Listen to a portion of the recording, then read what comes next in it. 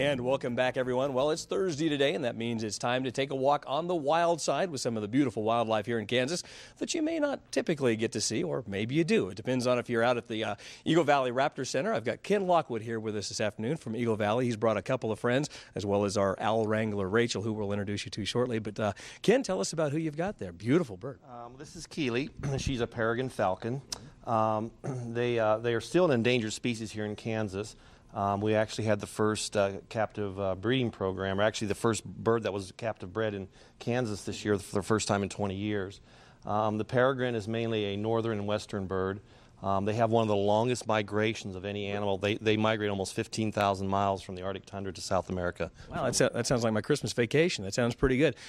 You'll typically see these guys sitting out on top of telephone poles or fence posts, or running around here. Peregrine falcons are more, they like cities, but they like the really high-rise buildings and stuff like that. In the wilds, they prefer cliffs, anything that's extremely tall. And they're the fastest thing on the face of the earth. These birds can reach over 240 miles an hour in their dive. Really, that is amazing.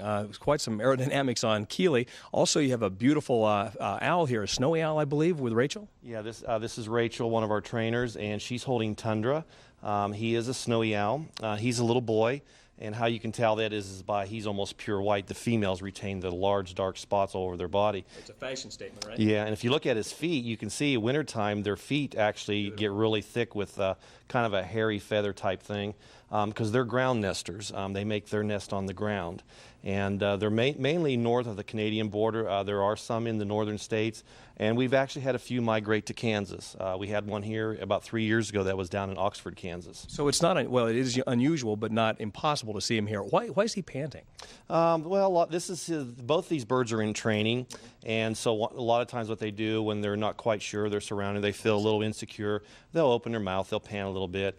And so KSN got to be the victims here of their training procedures. So, but this is just part of his training. He's doing just really good. And we want to mention that Eagle Valley Raptor Center, you train and kind of rehabilitate birds that were injured in the wild. I'm assuming that's what happened with Tundra. Yeah, our main goal, of course, is to rehab and release. But both these birds, because they are either injured or born in captivity, cannot go back to the wild. As you can see, Keely here, she was injured on her left wing.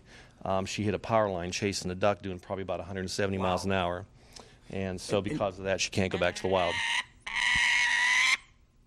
And she also would like to make that statement. That's the official statement. I understand, like in New York City or something, they'll take the peregrine falcons, they'll have them up on the skyscrapers, and they take care of the pigeons pretty well too, don't they? Oh yeah, peregrine falcons are strictly bird eaters.